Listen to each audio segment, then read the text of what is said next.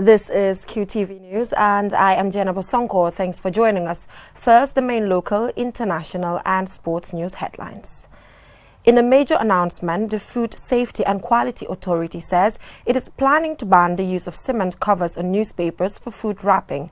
The authority also shed light on the Delta canned drink saga. The National Disaster Management Agency and the region's governor have toured the Upper River region to assess the level of damage caused during the recent rain and windstorm. Residents of Sukuta Kingston have raised concerns about the lack of adequate water and electricity supply they have had to endure for several years.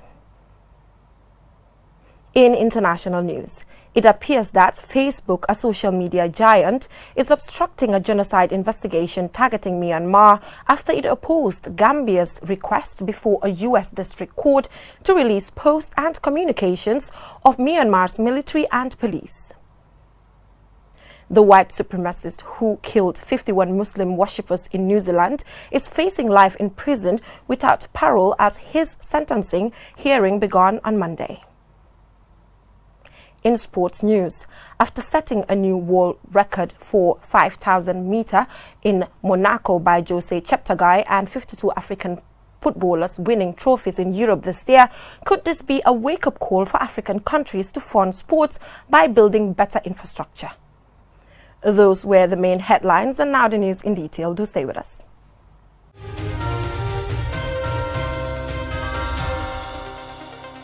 Thank you for joining us in local news.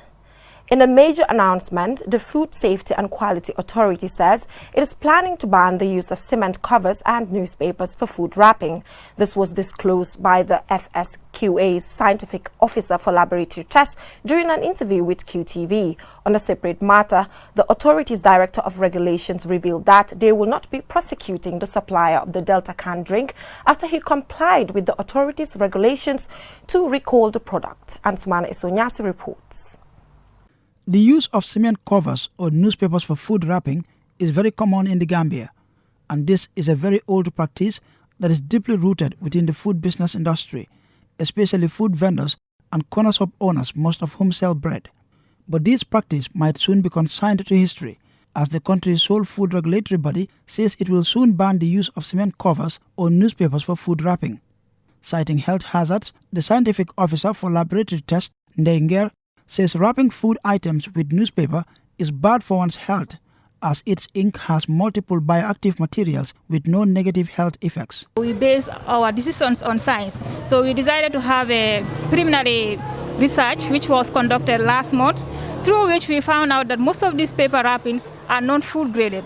And during their manufacturing, no food safety measures are put in place, from the production, distribution to their usage. And most of these papers, when it comes to the newspapers, these newspapers, we found out that they contain chemical compounds that are used as pigments in the manufacturing of these printing papers. She adds that people should endeavor to stop what she described as an unhealthy practice, saying consumption of such food is injurious to one's health even if the food has been hygienically cooked, and encourage members of the public to use clean materials to wrap food.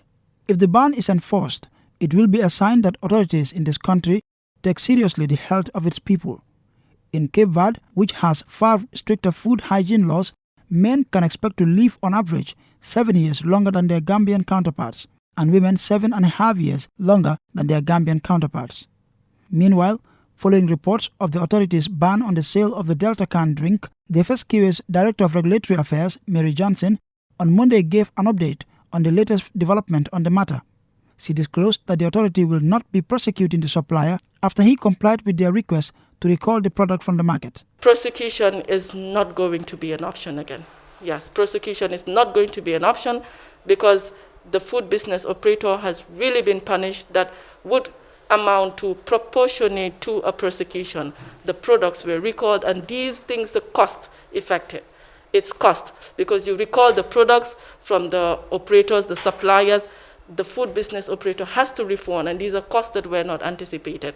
So the food business operator has been efficiently and sufficiently punished based on the recall process that we've done and the compliance that he has showed. She urges members of the public to always read product labels and expiry dates before buying. It remains to be seen whether this is the start of a sustained campaign to protect the health and well-being of those living in the Gambia. Ansmane Soinyasi for Qtv News. The National Disaster Management Agency and the region's governor have toured the Upper River region to assess the level of damage caused during the recent rain and windstorm. Alaji A.F. Jalo reports. The National Disaster Management Agency is responsible for policies, guidelines and best practice for coordination around dealing with disasters to ensure a holistic approach. Recently, the NDMA and the regional governor visited victims of the recent rain and windstorm to get first-hand information, assess the damage done, and devise strategies to prevent reoccurrences. Sana Dahaba, the NDMA's boss, said their visit was prompted by the vice president acting on a request by the president for the institution to visit those affected by the storms.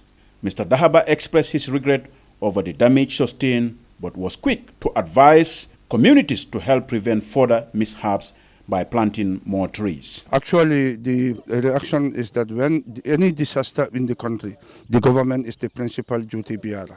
And then it so happened that the National Disaster Management Office is under the office of the Vice President. When it happened, I informed the Vice President, and then the Vice President instructed me to come and visit the most affected area so that we can inform the government for any response. And then as far as NDMA is concerned, our emphasis is not on response. Our emphasis is on mitigation. This is why I keep on advising the communities to plant trees, plant trees so that will check that will serve as a windbreak. In addition to that, skill in the local community is a problem. Some of these buildings are as a result of a skills problem. Fanta B.S. Mane, the governor of the Upper River region, appealed to government and donor partners to come to the aid of victims, some of whom have been left with nothing after having their foodstuff, livestock and other valuable washed away by the rains. We know that the government will come up with something, and also we are appealing to the donors, the NGOs, UN system bodies out there to come to the aid of these people who are seriously in need today. Where we are right now, we have experienced seriously that the food that they kept in the house is all spoiled.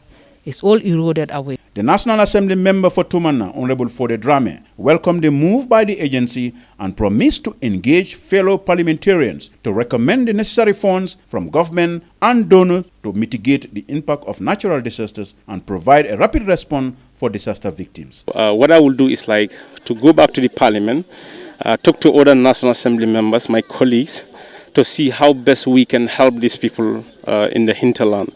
Because if you can see, this is the house that that an individual is living in. So if there is a windstorm that just blow off the entire roof, so means as we are speaking right now, this guy has no place to sleep.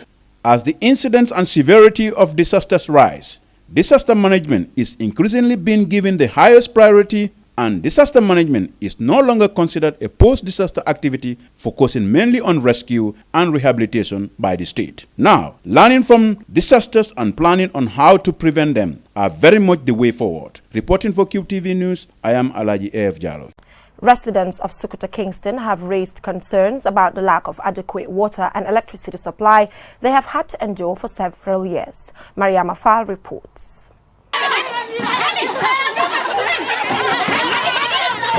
The community of Sukuta Kingston have revealed to QTV details of the unbearable water shortages they have had to endure experiencing for several years, stating that the only time they can access water is between 2 a.m. and 5 a.m., a time when they should be sleeping. Bekai Suso, the Public Relations Officer of Kingston Community and Development CAFO, explains the right his community has to regular water supply. As citizens, we have every right to exercise our responsibility as citizens. And this is our right, so we believe we have right to water. So as a result, we are urging the government and other stakeholders to help us in making sure that water system is regulated in this community. When asked whether they had complained to NAWEC. This is what Mr. Suso has to say. It's true that we have not reached NAWEC, okay, but we've talked to our councillor just a day before yesterday or 3 days ago. So what he said was like he has talked with the director. That is what he said. He has talked with the director. But the director said, currently they are having problems with regards to water, like generators. They don't have enough generators like that. But I believe certain challenges, if you have them, if you don't raise them, government will not be aware of them.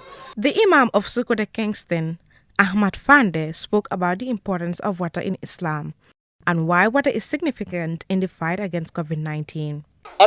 Religion. People cannot stay healthy if water is not available. We can't perform ablution to pray, and we also need water to drink. Therefore, our rights are seized. The Imam further states that an estimated 600 people, some of whom live half a kilometer away, come to fetch water from the only available borehole built by a good Samaritan. He urges the government to come to their aid. Other speakers, Maila and Mariama Jikine, complained about the high cost of monthly water bills brought to them by NAWEC, even though they are not provided with an adequate water supply. To shed more light on the issue, QTV contacted NAWEC and the PRO per Silverside. The demand for water in the Greater Banjul area is more than what is provided. He confirmed that the problems will be solved as NAWEC is working on a new project aimed at increasing the water supply in the country. Reporting for QTV News, I am Mariama Fall. We will go for a short commercial break, and when we come back, the news continues with international and sports news. Do stay tuned.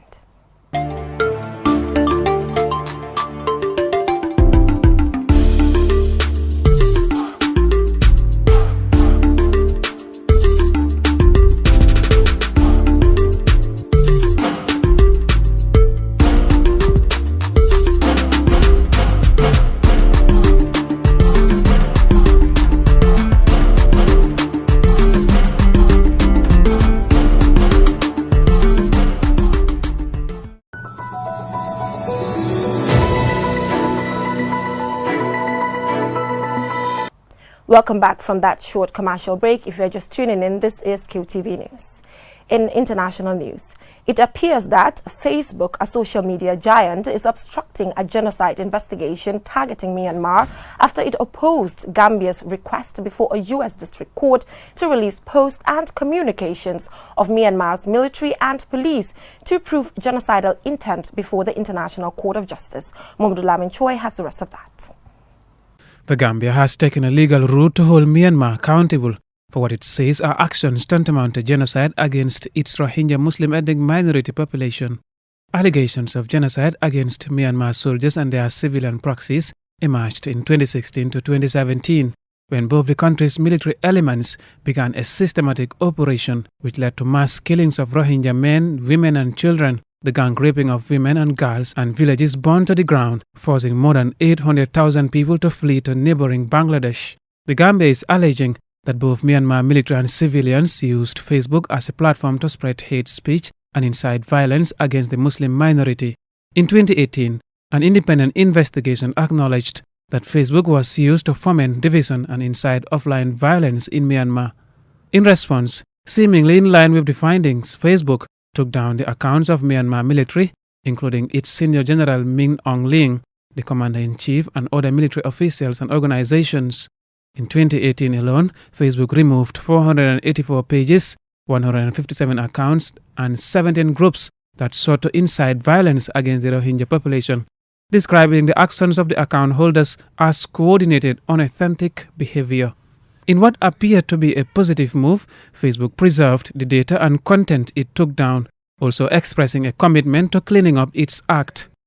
A Facebook official stated, "We know we need to do more to ensure we are a force for good in Myanmar." In the 2 years since that statement of promise, Facebook appears to be the opposite of a force for good on the same matter.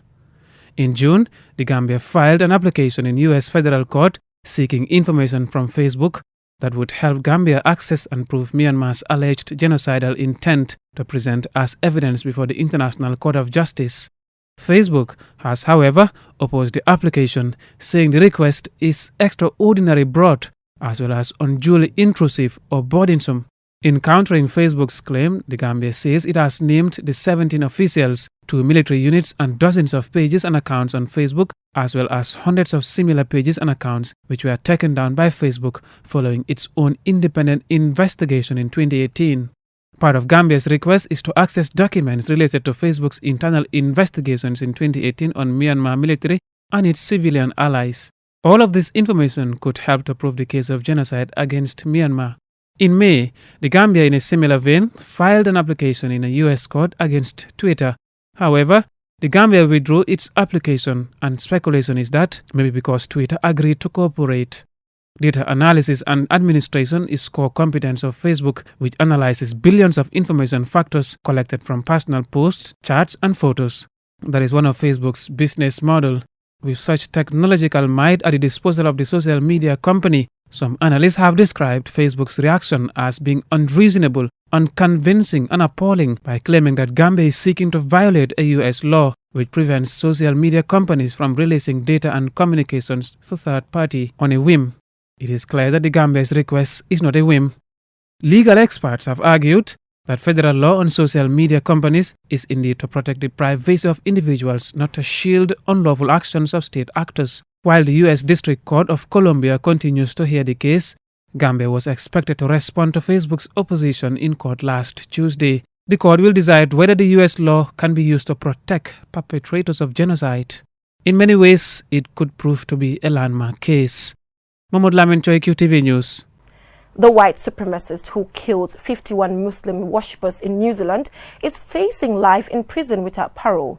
The court is expected to hear from 66 survivors during his 4-day sentencing hearing that began on Monday. Babakar Sise has the rest of that. On Friday, March 15, 2019, 29-year-old Brenton Tarrant shot worshippers at 2 mosques in Christchurch during Friday prayers, live streaming the act on social media. Tarrant had also uploaded a manifesto shortly before the shootings, which showed he planned to burn both mosques and attack a third. It was New Zealand's worst mass shooting, and the trial is underway under tight security. There was a heavy police presence outside the courthouse, with sniffer dogs checking lines of court staff and media lining up at security points. Australian white supremacist Brenton Tarrant showed little emotion as he appeared before the Christchurch High Court, handcuffed and dressed in a grey prison clothes. He sat impassively in the dock, his head often bowed as details of his crimes were read out. He glanced occasionally around the courthouse as survivors relived the horror. Tarrant had pleaded guilty to 51 murder charges, 40 charges of attempted murder, and 1 charge of committing a terrorist act. Lawyers expect Tarrant to be the first person in New Zealand history to be in prison for life without parole. The gunman carried out his massacre at the Al Noor Mosque and Linwood Islamic Center in Christchurch on Friday for when the maximum number of people would be present. He had flown a drone over the grounds 2 months earlier, taking note of the location of entry and exit doors. During the carnage, Tarrant carried 6 weapons with him for the assault, including rifles and semi-automatic shotguns. The youngest victim of Tarrant's rampage was 3 years old. The first day of the 4-day hearing was also a first opportunity for friends and relatives of the victims to confront the gunman. Tarrant will make his own submissions ahead of the verdict. The media has been banned from live reporting the proceedings from the courtroom to ensure that any neo-Nazi propaganda from Tarrant while he is in the dock does not gain publicity. The proceedings are being translated live into 8 languages to accommodate New Zealand's diverse Muslim community. Babakar Sise, Qtv News. And now here is sports news.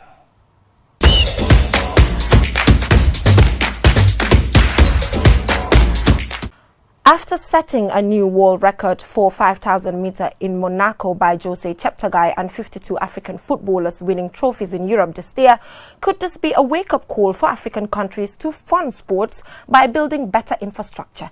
Mam Amat Cham assesses the situation.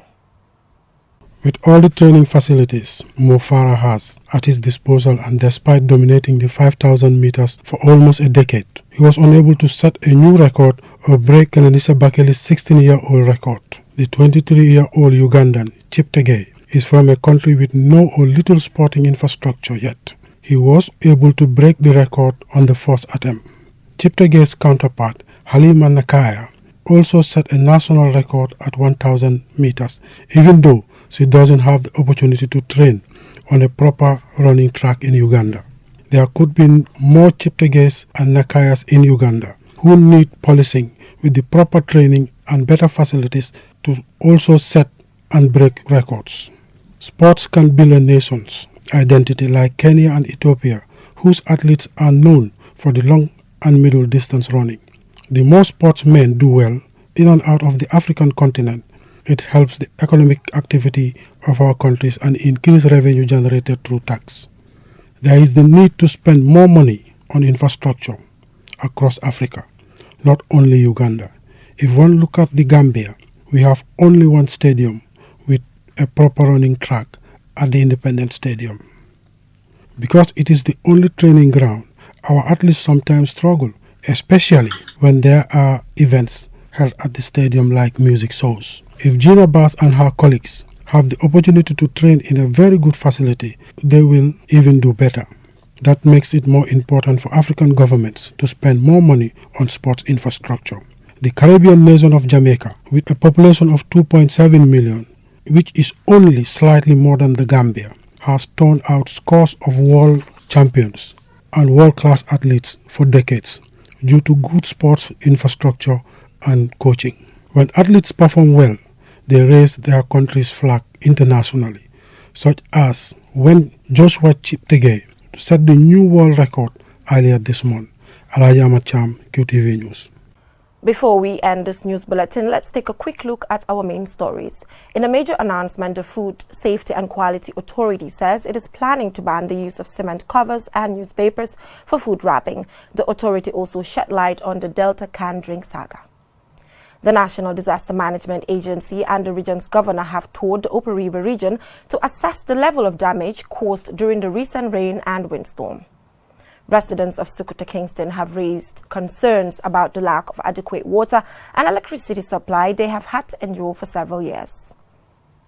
In international news, it appears that Facebook, a social media giant, is obstructing a genocide investigation targeting Myanmar after it opposed Gambia's request before a U.S. district court to release posts and communications of Myanmar's military and police. The white supremacist who killed 51 Muslim worshippers in New Zealand is facing life in prison without parole as his sentencing hearing began on Monday. In sports news, after setting a new world record for 5,000 meter in Monaco by Qtv Chapter and 52 African footballers winning trophies in Europe this year, could this be a wake-up call for African governments to fund sports by building better infrastructure? Well, that is all we have for you in this edition of QTV News. Join us tomorrow, same time for more news. Stay safe.